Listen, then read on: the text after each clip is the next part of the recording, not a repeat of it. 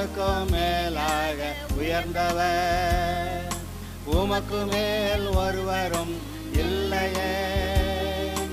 அல்லேலூயா, அல்லேலூயா, அல்லேலூயா, ஆமென். அல்லேலூயா, அல்லேலூயா, அல்லேலூயா, ஆமென்.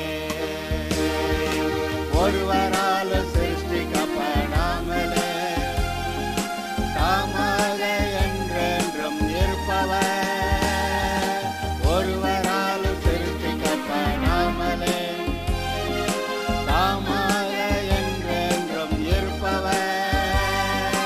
அல்லேலூயா, அல்லேலூயா, அல்லேலூயா, ஆமென். அல்லேலூயா, அல்லேலூயா, அல்லேலூயா, ஆமென். இப்பொழுதும் கூட விசுவாசம் பற்றி நாம் படித்து கொண்டிருக்கிறோம்.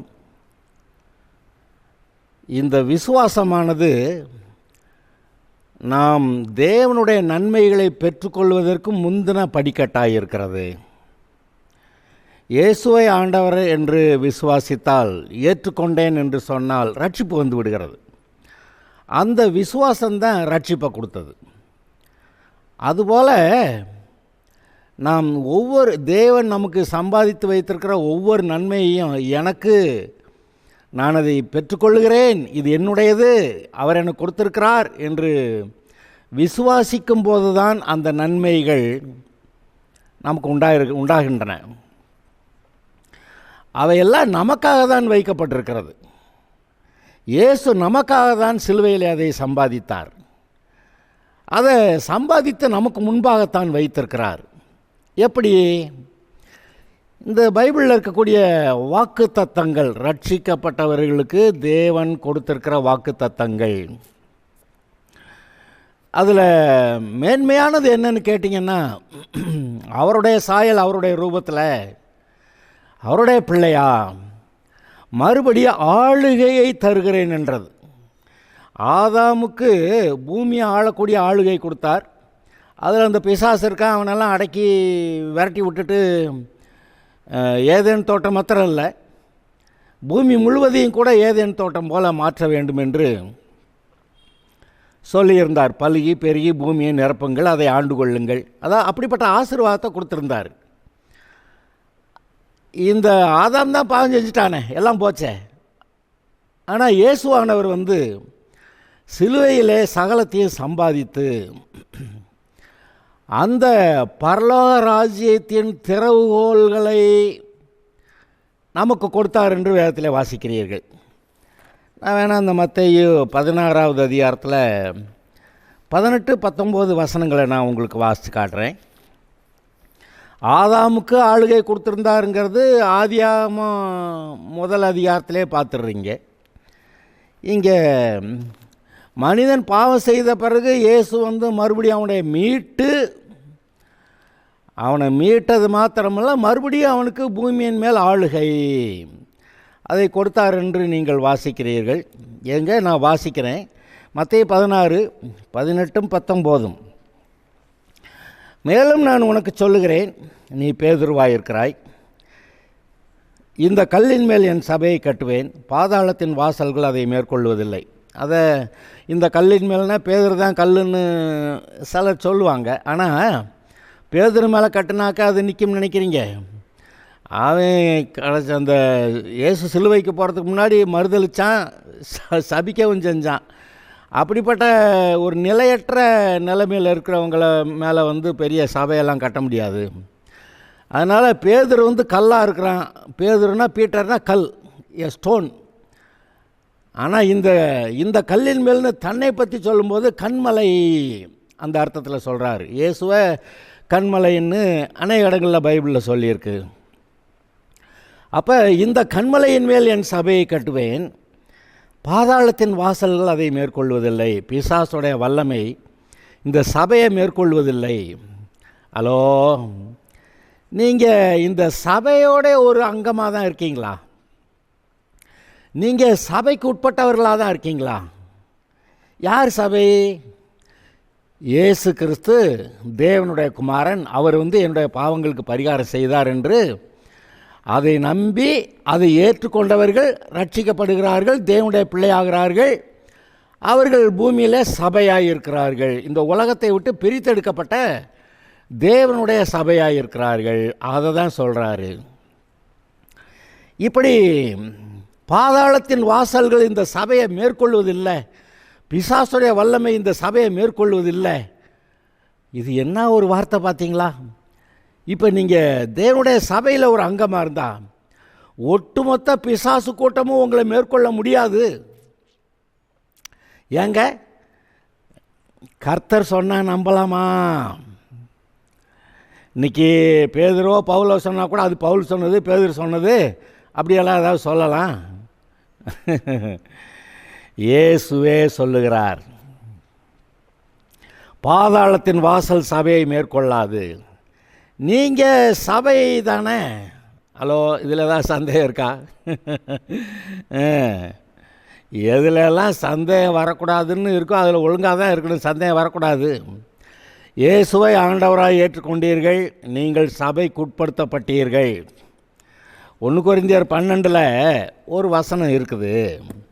நான் அதை வேணால் உங்களுக்கு வாசித்து காட்டுறேன். 1 கொரிந்தியர் 12 13வது வசனம் நினைக்கிறேன். இந்த எடுத்து வாசிக்கிறேன். 1 கொரிந்தியர் 12 13வது வசனம். நாம் யூதராயினும் கிரேக்கராயினும் அடிமைகளாயினும் சுயாதீனராயினும் எல்லாரும் ஒரே ஆவியினாலே, ஒரே பரிசுத்த ஆவியினாலே, ஒரே சரீரத்துக்குள்ளாக, இயேசுவின் சரீரம், ஒரே சரீரத்துக்குள்ளாக ஞானஸ்நானம் பண்ணப்பட்டு எல்லாரும் ஒரே ஆவிக்குள்ளாகவே தாழ்ந்திருக்கப்பட்டோம். அப்போ ஒரே சரீரத்துக்குள்ளாக நாம் ஞானஸ்நானம் பண்ணப்பட்டிருக்கிறோம், ஒரே சரீரத்துக்குள்ளாக இணைக்கப்பட்டிருக்கிறோம்.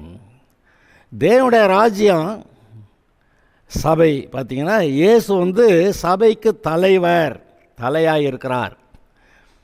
சபை சரீரமாக இருக்கிறது. இப்போ இயேசு இன்றைக்கி உங்களுக்கு தலைவர் இயேசு, உங்களுடைய தலைவர் இயேசு.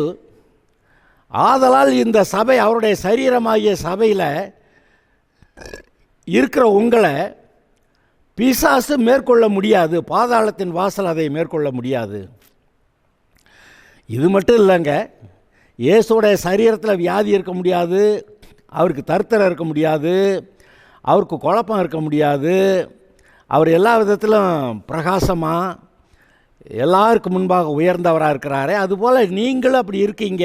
ஏன்னா இயேசு அங்கே இருக்கார், நீங்கள் இங்கே உட்காந்துருக்கீங்கன்னா கூட ஏதாவது டவுட் வரலாம். ஆனால் இயேசுக்குள்ளாக ஒருவன் கிறிஸ்துவுக்குள்ளே இருந்தால், இப்போ நீங்கள் கிறிஸ்துவுக்குள்ளே இருக்கீங்கன்னு தெரியணும், கிறிஸ்துவோடைய சரீரத்துக்குள்ளே இருக்கீங்கன்னு உங்களுக்கு தெரியணும். அப்போ பாதாளத்தின் வாசல் உங்களை மேற்கொள்ள மாட்டாது. அதாவது இதெல்லாம் நமக்கு தெரியும், அதை உணர்ந்து பார்க்குறதில்ல. நாளைக்கு தாவீது இந்த பெலிஸ்தன் யார், அவன் விருத்த சேதனம் இல்லாத இவன் யார் கர்த்தருடைய சேனையை நிந்திக்கிறதுக்கு? நான் தேவனோட கூட உடன்படிக்கை பண்ணி கொண்டவன், எனக்கும் தேவனுக்கும் உடன்படிக்கை இருக்குது, நான் விருத்த சேதனம் பண்ணப்பட்டிருக்கிறேன், அதனால் தேவனோட உடன்படிக்கை பண்ணியிருக்கிற ஏங்கோ நான் இந்த விருத்த சேதனம் இல்லாதவனோ கொன்னே போட போகிறேன். அவனுடைய உள்ளத்தில் எப்படி ஒரு உணர்வு இருந்துச்சு பார்த்தீங்களா? அதுபோல் இன்று நமக்கு நாம் புதிய உடன்படிக்கையின்படி இருக்கிறோமா? புதிய உடன்படிக்கைக்குரிய ரத்தம்னு சொல்லி இயேசு சிந்தினாரே நமக்காக, அதில் நமக்கு கொடுத்தாரே, இதோ உங்களுக்காக சிந்தப்படுகிற புதிய உடன்படிக்கையின் ரத்தம் என்னுடைய ரத்தம் அப்படி சொல்லி கொடுத்தாரே. அப்போ இயேசுவின் ரத்தத்தின் மூலமாக நீங்கள் தேவனோட கூட உடன்படிக்கை பண்ணப்பட்டவர்கள். அப்போ தாவீது பேசின மாதிரி இப்போ நீங்கள் பேசலாம். தாவீதாவது சரீரத்தில் பண்ண ஒரு விருத்த சேதனத்தினால அந்த உடன்படிக்கைக்கு உட்பட்டேன்னு சொன்னால், ஆனால் நீங்கள் ஆவிக்குரிய ரீதியில் நீங்கள் தேவனோட கூட உடன்படிக்கை பண்ணினவர்களாக இருக்கிறீர்கள். ஆதலால் உங்களை மேற்கொள்ள இந்த பிசாசுக்கு முடியாது. பாதாளத்தின் வாசல்கள் சபையை மேற்கொள்ள மாட்டாது. எங்க இப்போ நான் சொல்லும்போது உங்களுக்கு தெரியுதா? நீங்கள் கிறிஸ்துவின் சரீரமாக இருக்கீங்க. பாதாளத்தின் வாசல், பிசாசுடைய வல்லமை உங்களை மேற்கொள்ள மாட்டாது அப்படின்னு உங்களுக்கு தெரியுதா? உணர்றீங்களா? சும்மா கேட்டுட்டு போகிறோமா? ரோமர் 6:14 என்ன சொன்னுச்சு? ஒருவன் கிறிஸ்துவுக்குள் இருந்தால், ஒருவன் கிருபைக்குட்பட்டிருந்தால் பாவம் அவனை மேற்கொள்ள மாட்டாது. அதாவது பிசாசு அவனை பாவம் செய்ய வைக்க முடியாது. அப்போ நீங்கள் நியாயப்பிரமாணத்துக்கு உட்பட்டிராமல் கிறிஸ்துவுக்கு உட்பட்டிருக்கிறபடியால் பாவம் உங்களை மேற்கொள்ள மாட்டாது. அப்போ இந்த நியாயப்பிரமாணத்தெல்லாம் தள்ளிட்டாரு. நம்ம கிறிஸ்துவின் பிரமாணத்துக்குள்ளே வந்திருக்கிறோம், கிறிஸ்துவோடு கூட இணைக்கப்பட்டிருக்கிறோம், நம்ம கிறிஸ்துவின் சரீரமாக இருக்கிறோம், இயேசுவின் ரத்தத்தினால புதிய உடன்படிக்கைக்கு உட்பட்டவர்களாக இருக்கிறோம். இப்படி சபை இந்த உலகத்திலிருந்து இயேசுவை ஆண்டவராக ஏற்றுக்கொண்டவர்கள் என்று பிரித்தெடுக்கப்பட்ட ஒரு கூட்டம் இருக்குது பார்த்தீங்களா? இப்படி பிரித்தெடுக்கப்பட்ட ஒரு கூட்டமாக சபையாக நீங்கள் இருக்கிறீர்கள். இந்த சபையை தான் பிசாசு மேற்கொள்ள முடியாதுன்னு இயேசு சொன்னார். ஏங்க நான் இப்போ உங்களை கேட்குறேன், நீங்கள் தேவனோட கூட உடன்படிக்கை பண்ண ஆள் தானே? கிறிஸ்துவோடைய சரீரத்துக்குள்ளாக ஞானஸ்நானம் பண்ணப்பட்ட ஆள் தானே? ஒரே ஆவியினால் தாகம் தீர்க்கப்பட்ட ஆள் தானே, பரிசுத்த ஆவியினால். அப்போ இவர் சொல்கிறாரு, பாதாளத்தின் வாசல் சபையை மேற்கொள்ள மாட்டாது. நீங்கள் சபையின் அங்கமாக இருக்கிறீர்கள், ஆதலால் பாதாளத்தின் வாசல் உங்களை மேற்கொள்ள மாட்டாது. எத்தனை பேர் நம்புறீங்க பிசாசு உங்களை மேற்கொள்ள முடியாதுன்னு? எத்தனை பேர் நம்புறீங்க? இதை நம்புறத அறிக்கை பண்ணி நம்ம ஆவிக்குள்ளே வளரணும். அதாவது நம்ம இயேசுவை ஆண்டவர்னு தெரியுது, அதனால் ஏற்றுக்கிட்டோம், இயேசுவை ஏற்றுக்கிட்டேன்னு சொல்லுவோம். ஆனால் பிசாசு சொல்கிற பொய்யெல்லாம் நம்புவோம். இந்த வியாதி வந்துருச்சு, இந்த தரித்திரம் வந்துருச்சு, இந்த குழப்பம் சண்டையெல்லாம் வந்துருச்சு, எத்தனை பேர் நமக்கு எதிராக இருக்கிறாங்க, நம்மளால ஒன்றும் செய்ய முடியாது, இப்படியே இந்த பேச்செல்லாம் தேவன் நமக்கு கொடுத்த யோசனைகள் அல்ல. இந்த பேச்செல்லாம் பிசாசு கொடுத்த யோசனைகளை நம்ம வாய்ஸ் பண்ணி பேசிவிட்டோம். அதாவது வாயால் பேச வரைக்கும் இந்த பிசாசோடைய வல்லமை வெளிப்படாது.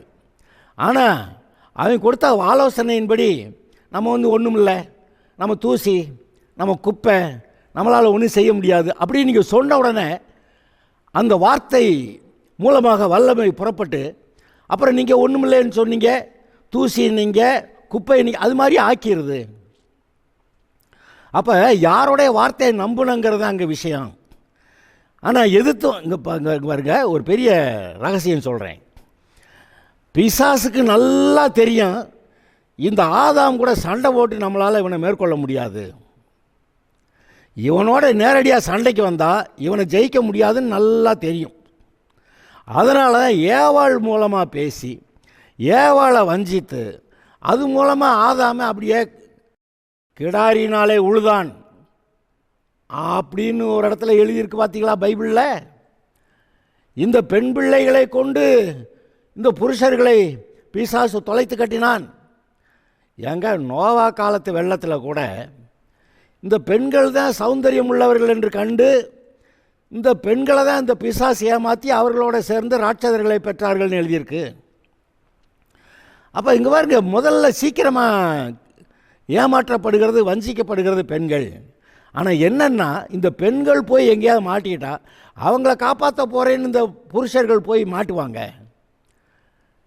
இப்படி தான் இவளை காப்பாற்ற போகிறேன்னு சொல்லி ஆதாம் போய் அங்கே தற்கொலை பண்ண மாதிரி, செத்தா நானும் அவளோட சாகுறேன் அப்படின்னு சொல்கிறது போல் அவன் போய் செத்தன்னு போனாக்கா அது போயிருந்தா நான் ஆச்சரியப்பட மாட்டேன்.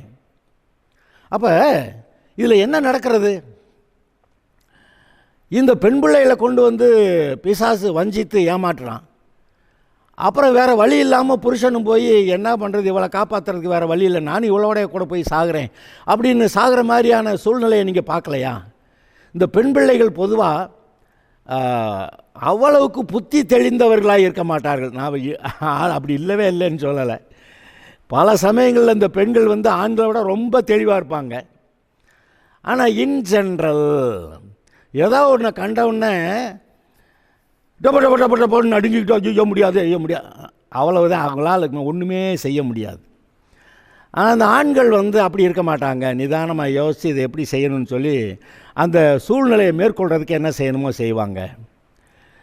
இந்த பயந்து உளர்றது பதறது இந்த பெண்கள்கிட்ட இருக்கிறதுனால அவங்க எங்கேயோ போய் விழுந்தா பிறகு கடைசிக்கு அவங்கள காப்பாற்றுறேன்னு இவங்க போய் விழுகிறது வழக்கமாயிருச்சு. இன்றைக்கு இருக்கிற சமுதாயத்துலேயும் அப்படி தான். இன்றைக்கு பெண்கள் வந்து சண்டை போட்டெல்லாம் ஜெயிக்க முடியாது. ஆனால் அன்பு கூறுறேன்னு சொல்லி அன்பு கூர்ந்து அப்புறம் இவளுக்காக உயிரை கொடுக்குறேன் அப்படின்னு சொல்லி இந்த புருஷனும் போய் உயிரை கொடுக்க போயிடுறான். அப்புறம் இவன் பாவம் செஞ்ச பிறகு அவங்க வந்து இவனை ஆண்டு கொள்ள ஆரம்பிச்சிடுறாங்க. இங்கே பாருங்கள், ஏவாள்கிட்ட கர்த்தர் சொன்னார், உன்னுடைய இருதயம் அந்த ஆதாமை பற்றி இருக்கும், அவன் உன்னை ஆண்டு கொள்வான்னு. ஆனால் இந்த பாவம் பெருக பெருக கடைசிக்கு என்ன ஆகி போச்சு, ஆதாம் தான் குடும்பத்துக்கு தலைவனாக இருக்கணும். ஆனால் என்ன நடக்குது, மனுஷனுடைய பாவத்தினால ஸ்திரீகள் அவர்களை ஆளுகிறார்கள் அப்படின்னு நீங்கள் ஏசாயா தீர்க்கதரிசி 3வது அதிகாரத்தில் வாசிக்கலையா? ஸ்திரீகள் ஆண்களை ஆளுகிறது சாபம் என்று அங்கே எழுதியிருக்கிறது. பிள்ளைகள் பெற்றோரை பெரியவர்களை ஆண்டு கொள்வது அது சாபம் என்று எழுதியிருக்கிறது. அந்த ஏசாயா 3 தான் எழுதியிருக்கு. அப்போ இன்றைக்கு குடும்பங்களில் அநேக இடங்களில் மனைவி சொன்ன வார்த்தையை, மனைவி கிழிச்ச கோட்டை இவன் தாண்ட முடியாத அளவுக்கு ஏதோ ஒரு விதத்தில் இவனை கண்ட்ரோல் பண்ணி போடுறான். என்னன்னு கேட்டால் இவனுடைய பாவம். ஆனால் இந்த பாவத்திலிருந்து விடுதலை கொடுத்தா தான் இவனுக்கு இவன் வந்து நல்லா வாழ முடியும்னு கர்த்தர் வந்து தன்னுடைய இரத்தத்தால் இவனை மீட்டு, விலையேற பெற்ற இரத்தத்தினால் மீட்டு உங்களை சபையாக உண்டாக்கி இருக்கிறாரே. அன்றைக்கு தான் நீ அறிவு கெட்டு போய் அந்த பழத்தை தின்ன. இன்றைக்கி புத்தியாக இருந்து அவன் சொல்கிறத செய்யாமல், அவன் சொல்கிறதுன்னா அந்த பழத்தை தின்றது, அவன் சொல்கிறத இப்படி செய்யாமல் நான் சொல்கிறது இப்படி செஞ்சு ஜீவ விருட்சத்தின் கனியை இதை புசி.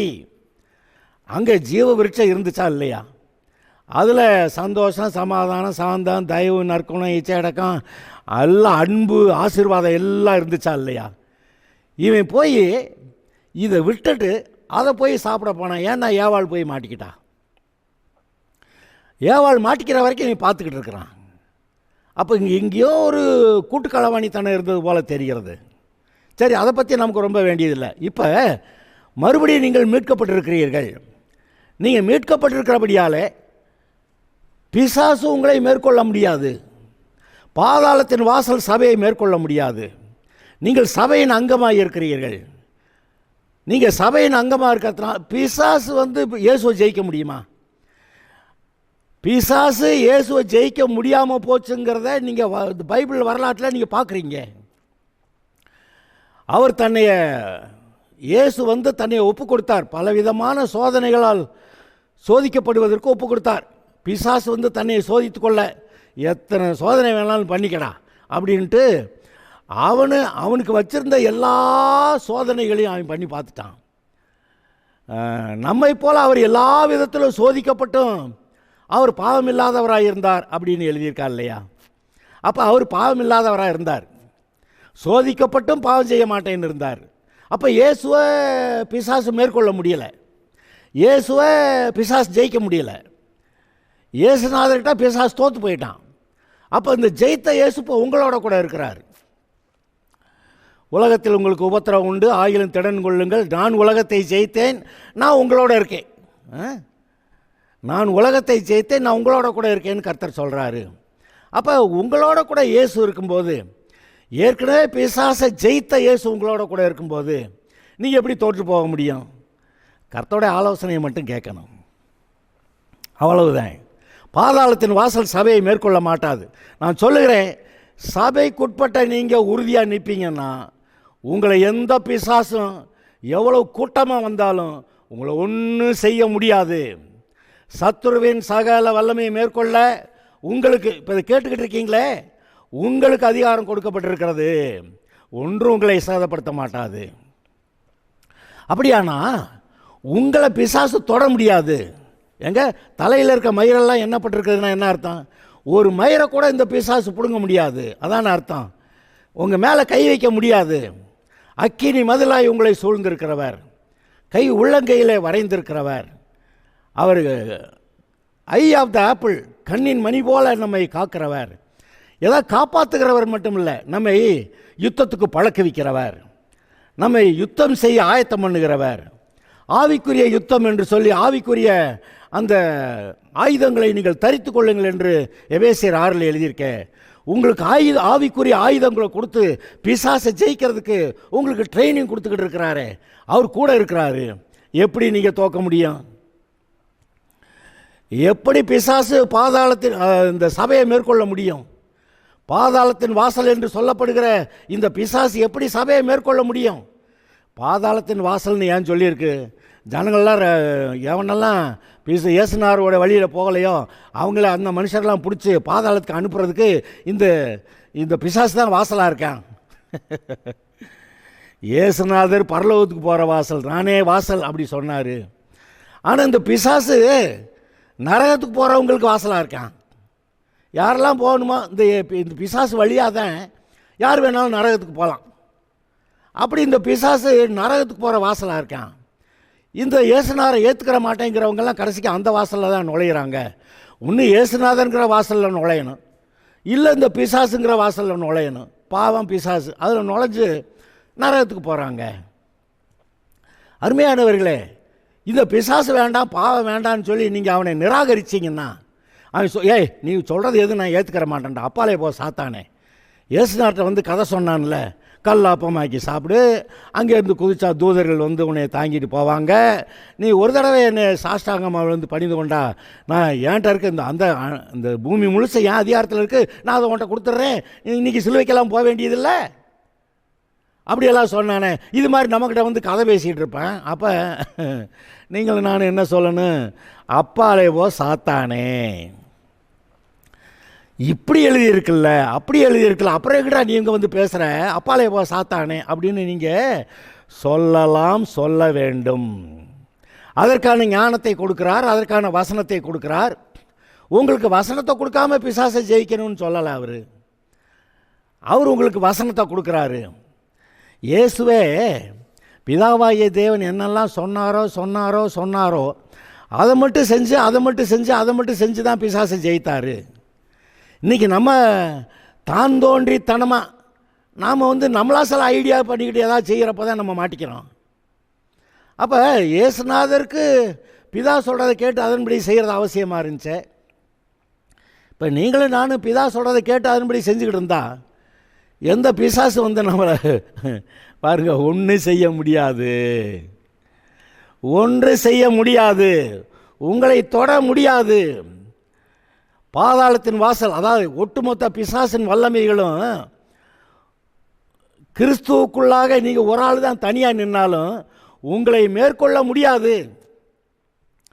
கிறிஸ்துவுக்கு உட்பட்டிருக்கிற நீங்கள் புது சிருஷ்டியாக இருக்கிறீர்கள். பழையவைகள் ஒழிந்தன, பழைய பாவங்கள் எல்லாம், அந்த பழைய வாழ்க்கை முடிந்தது. இப்பொழுது நீங்கள் புது சிருஷ்டியாக இருக்கிறீர்கள். இயேசுவின் இரத்தத்தால் கழுவப்பட்டவர்களாய், இயேசுவின் இரத்தத்தால் மீட்கப்பட்டவர்களாய், இயேசுவின் விலையேறப்பெற்ற இரத்தத்தால் மீட்கப்பட்டவர்களாய் நீங்கள் தேவனுக்கு உட்பட்டிருக்கிறீர்கள். இயேசுடைய சரீரத்துக்கு உட்பட்டிருக்கிறீர்கள். கர்த்தரை எவனாவது வந்து தொட முடியுமா? அங்கே ஒரு வசனம் சொல்லியிருக்குல்ல, நான் இதை வாசித்து காட்டுறேன். மத்தேயு சுவிசேஷம் நான் வாசிக்கிறேன். 5வது அதிகாரம். நியாயப்பிரமாணத்தை ஆனாலும் தீர்க்க தரிசனங்களை ஆனாலும் அழிக்க வந்தேன் என்று எண்ணிக்கொள்ளாதேயுங்கள், அழிக்கிறதற்கல்ல நிறைவேற்றுகிறதற்கே வந்தேன். அடுத்த வரியை கவனிங்க. வானமும் பூமியும் ஒளிந்து போனாலும் நியாயப்பிரமாணத்தில் உள்ளதெல்லாம் நிறைவேறும் அளவும் அதில் ஒரு சிறு எழுத்தாகிலும் எழுத்தின் உறுப்பாகிலும் ஒளிந்து போகாதென்று மெய்யாகவே உங்களுக்கு சொல்லுகிறேன். இப்போ நியாயப்பிரமாணங்கிறது எது? பைபிளை தான் சொல்லுது. இந்த பைபிளில் சொல்லி இருக்கிறத எவனாவது மாற்றணுமானா முதல்ல வானம் பூமியை ஒழிச்சிட்டு தான் அப்புறம் வந்து இங்கே மாற்றணும்னு சொல்கிறாரு. இப்போ இந்த பிசாசு வானம் பூமியெல்லாம் அழிச்சிருவானா? அதை அழிச்சாதான் இந்த பைபிளில் எழுதியிருக்க இந்த வசனங்களை வாக்கு தத்தங்களை மாற்ற முடியும், நீக்க முடியும்னு சொல்ல வர்றார். ஒரு எழுத்தோ எழுத்தின் உறுப்போ அவமாய் போகாது. அப்போ உங்களை எந்த பிசாசும் தொட முடியாது. நீங்கள் கர்த்தருடைய பாதுகாப்புக்குள்ளே இருக்கீங்க.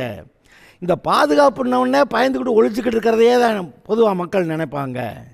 ஆனால் அவர் உங்களை ஆவிக்குரிய யுத்தத்துக்கு ஆயத்தம் பண்ணி எல்லா பிசாசுகளையும் ஜெயித்து அவனை துரத்திட்டு அவனுடைய பிடியில் இருக்கிற ஆத்துமாக்களை, அவனுடைய பிடியில் இருக்கிற பொக்கிஷங்களை விடுவிக்கிறதுக்கு கர்த்தர் உங்களை தெரிந்து கொண்டாருங்கிறது உங்களுக்கு தெரியுமா தெரியாதா?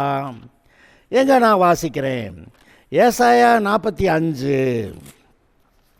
அதில் கோரேஸ் ராஜாவை பற்றி அவர் சொல்லும்போது இந்த வசனங்களை சொல்கிறாரு. நான் உனக்கு முன்னே போய் கோணலானவைகளை செவையாக்குவேன்.